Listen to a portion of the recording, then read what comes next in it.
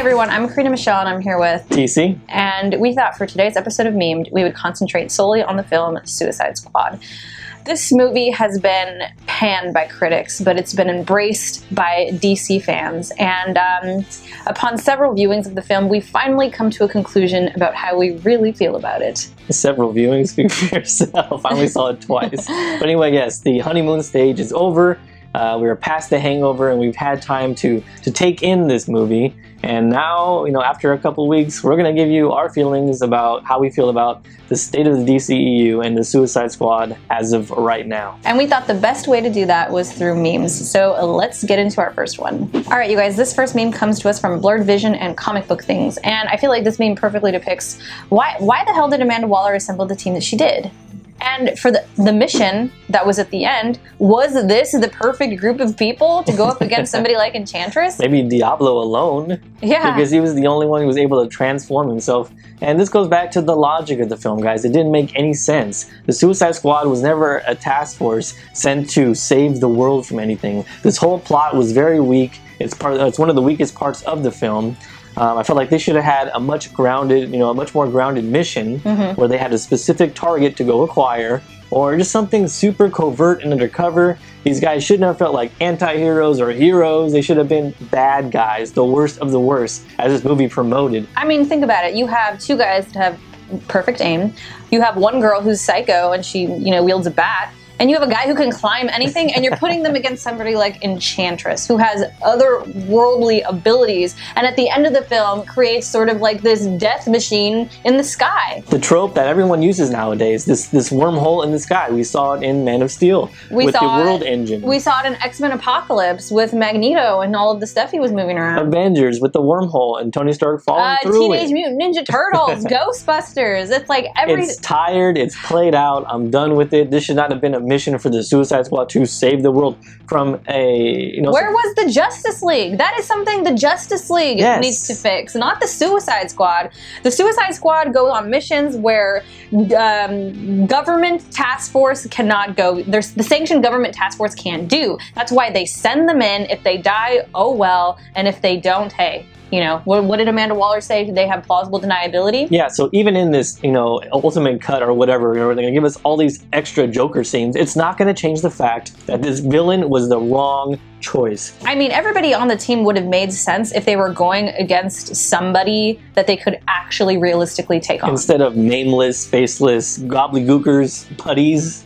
Oh, Jesus. Her army, like, what did she need the army for? Her plan was to take over the world? Was that her plan? Her brother was What is a girl with a bat gonna do to stop her? I mean, I love you, Harley, but realistically, she stood no chance. Yeah, and her brother was some CGI character that looked like out of The Mummy and Thor. It looked like the Destroyer, basically. It just, the movie went off the rails when it decided to make Enchantress its enemy. Yes. There's no way that this group of people put together by this smart genius tactician, Amanda Waller, would have stood a chance up against them. And I would have not have trusted them to get me out of some skyscraper knowing Enchantress is making an army around me. And like I said before, these are supposed to be the worst of the worst. You should have had conflicts between the squad, or within the squad. Yeah. Have them not trust each other, which they kind of hinted at, but I mean, the only one that was kind of weaselish and scoundrelish was Boomerang. Who was completely underutilized. I love a Boomerang. Why not have him play off Deadshot about who's the better marksman? The only thing that he did in this film was throw a Boomerang droid at somebody, not drone at somebody to like see what Enchantress was up to. Like, he had an iPhone app on it where you can use it as a camera. Yeah, it was really weird. So bad. All right, you know what? Let's get into our next meme. All right, you guys, we've been hearing a lot about Jared Leto's Joker. Even from Jared Leto, he went on record saying... I can't wait to show you my deleted scenes. Yeah, exactly. How many deleted scenes do you have of the Joker? Because apparently he shot hours worth of footage and only about 15 minutes of him made it into the final cut. Now, we did see that one where he's supposed to like backhand Harley when she has a gun to his head. Yeah. But, I mean...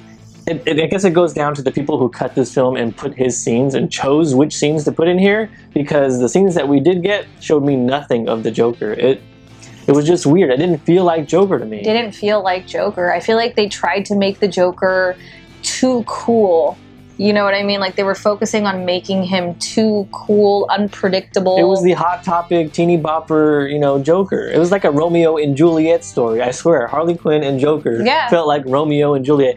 Romeo was going after his Juliet, and no matter what, he was going to get her back. And they made that choice to not explore the abusive side of their relationship. And that's why that scene was cut, because I guess it was PG-13. They thought about the children and they were like, no, we want to sell toys. We want people to think that this is a romantic relationship. But no, that's not their relationship. They didn't want to go the full R with it because they knew it was going to limit their audience. And DC was freaking panicked after Batman v Superman. They were like, I don't think we're at that point where we can take that risk right now. Yeah, that might have been too dark for them. But that's the not wonderful, but that's the most interesting part of their dynamic. Why would you cut that? That's the most real part of their accurate part of their relationship. Okay, you're trying to give us this relation. You're trying to feed us this Hot Topic, My Chemical Romance relationship. Don't hate on My Chemical Romance. Okay, they were bombed. It's literally My Chemical Romance. They both take a chemical bath. Oh, yeah, that's a good one. But anyway, they didn't want to give us the raw, you know, true relationship. And I think they were afraid. They were afraid how fans would take it. And they even screened a very darker version of this film, and it didn't play out well. And WB decided to stick their noses in there and say, let's go with the more brightly colored, you know, just acid trip movie instead. Yeah. And you know what the thing is, too? You have an Academy Award winning person playing the, I don't know, most notable villain pretty much of all time, and you give him a glorified cameo?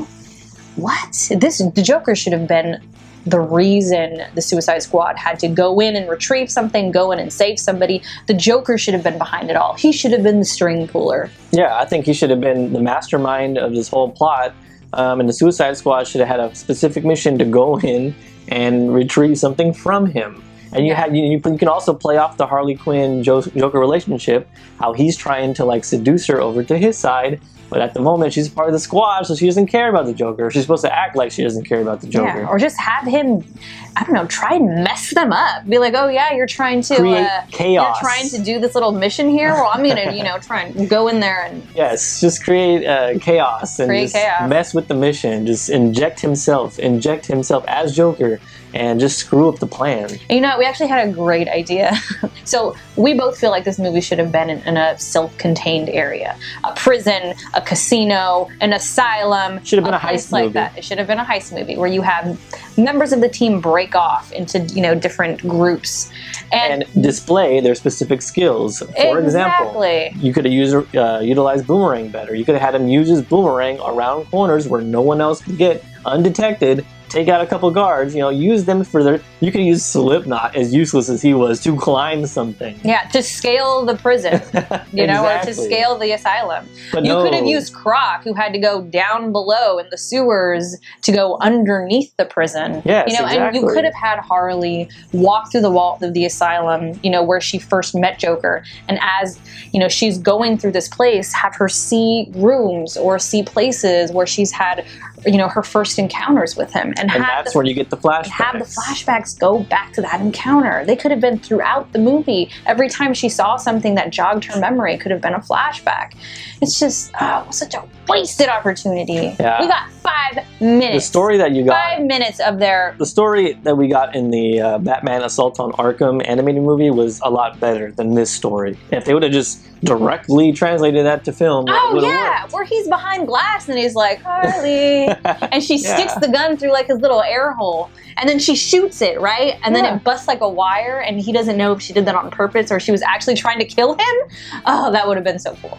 And I'm tired of all the stories that you've been hearing, behind the scenes where he was like sending dead rats to Harley Quinn, or he was putting sugar in the salt shakers and he was creating all this chaos. That is so SpongeBob. That is the SpongeBob April Fool's episode. Yeah, like just give me Joker, man. And what the performance that he gave me in the movie, it didn't feel like Joker to me. It just I can't name you one scene where I thought that, okay, that's Joker. Wait, you did say one? Oh no, I did say one. When Harleen goes into the vat of acid and he's turning around to leave her, and he has that moment of just like, oh God, no, I gotta go back, and then he turns around and falls into that. I was like, okay, I like that. Because I like he's conflicted on whether or not he actually cares. And you know what? I know people don't like to compare them because they're two separate things, but I can name you 10 instances of Heath Ledger's Joker where I'm like, that's genius. Yeah. Go ahead, name some. Heath Ledger? Yeah. When you have, I'm really right now. Pencil trick. Go ahead. Yeah, let's talk about it. Okay, well, people always say you can't compare the two. Yes, you can. They're the when same he's character. videotaping that guy and he says, "Look at me," and his voice changes. That a pivotal scene that I remember. When he's to this walking day. in the nurse's outfit and he's trying to turn you press the bomb and it doesn't go off and then he gets scared. Yes, that the one. opening of the freaking film where he has this plan. He's the mastermind. He's an evil genius, and at the end, he kills the last guy in the chain of. When he's getting roughed up by Batman and he goes, "You have nothing to threaten me with." That's just brilliant. Let's not turn this into a praise let's keep Heath going. Ledger. Because every scene, he stole every scene that he was in. And all it takes is moments. All it takes is moments to actually convince me that, hey, that's the point Joker. she's making is that there wasn't any memorable moment of Jared Leto's Joker for us in this movie. Nothing. And the scene where he's talking to the prison guard, and the guard's like, how many of my friends did you kill? And he's like, 7. And he goes, 7. It's just brilliant. It's brilliant. Yes. I'm sorry, but Heath Ledger is just outstanding. He was outstanding. And I know a lot of you guys are going to say, this is not a Joker movie. This is not a Joker and Harley Quinn movie. This is a Suicide Squad movie. But I don't care. The scenes that you did give us of Joker should have been me in the theater being like, wow, that is amazing. That is the Joker. I am excited to see this guy in a future Batman solo movie or just a part of the DCEU. I'm not excited to see this guy. I should have been absolutely anticipating his next scene. I should have been on the edge of my seat like, wow, I cannot wait to see him on screen again. And it seems like that the scenes that they did take out were the scenes that I think would have said that to us. Yeah, would have sold me maybe just a little bit more. Yeah. But, oh man, it's rough.